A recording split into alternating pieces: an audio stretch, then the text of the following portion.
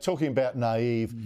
Michael, I know like I sound like a Cold War warrior by saying, well, the Albanese government is now using something straight out of communism by setting the price for coal and gas. But I can't see how I'm wrong in saying that. Price fixing like this by a government is extraordinary, but is it wrong? Well, I think it is wrong, Andrew. Price fixing in free market economies never seems to work. It's not really done anywhere in the world with any success.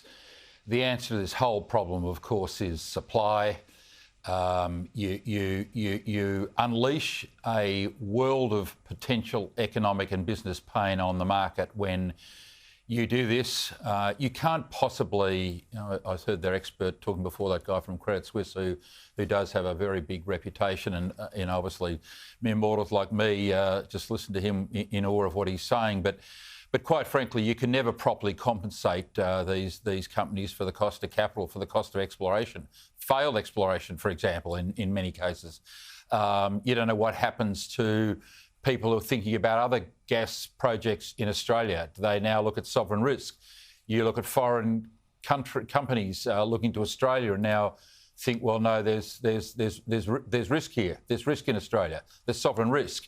You look at international money markets. Financial investors into Australia, coal and gas, think, well, how do we, under a Labor government, whoa, anything's possible. There is now sovereign risk entering into a market. I mean, this is all done, Andrew, by the way, because Albanese recklessly promised a $275 reduction in power bills by 2025, and now he's desperately scrambling to cover that ground, and he goes to this extreme. It's a very bad precedent, and it can only do long-term damage, Andrew. Michael, I don't understand. Michael Danby, I don't understand, right? Labor used to have a policy, right? You leave the economy in the hands of the right-wing factions, and you give the left all the other stuff like education and where they can muck around and play their ideological games.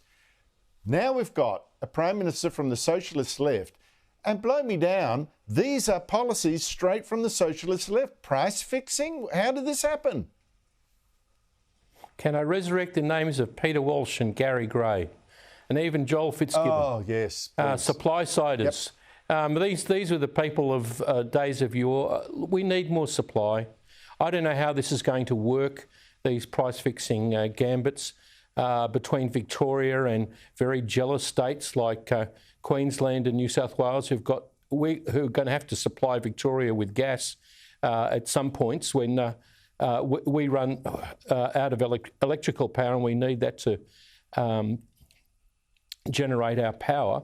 So Michael's very right to point to the international aspects of this and the pricing, but I'm not sure how it's going to work in competition between the states. It's really a dead end. And the punters, the pensioners are going to worry about the electricity prices, and that's what it's going to affect. Well, you mentioned the hardheads of the past. I want to add Martin Ferguson to that list, by the way, because there's sometimes a view here. And Rex Connor, Andrew. Remind him that Rex people Connor. I don't go too far back, Kroger. Rex Connor, yeah. But Michael Kroger. Henry Ergus. Go on. Go ahead. Oh, Henry Ergus, another great man. Henry Ergus wrote a brilliant. He wrote a brilliant article on the weekend about Labor in the 70s and the Whitlam government, and he retold the story of the great Rex Connor, who today would be climbing out of his grave to support Albanese in this wonderful intervention. But it does make a change from trying to borrow money from the Iraqis, which of course the Whitlam government tried to do in the 1970s. With the help of that great international financier, Tireth Kemlani, no doubt a man of, forget about Credit Suisse and Goldman Sachs. He was driving a cab, wasn't he? Bring back Kemlani. I mean, they were the good old days. Peter He was a cab driver. Fun. That was Labor at its best with Rex Connor. By the way, I should add, just to round that circle, Kemlani was a representative of the Ba'ath Socialist Party of Iraq. So here we are. We're back to where we started.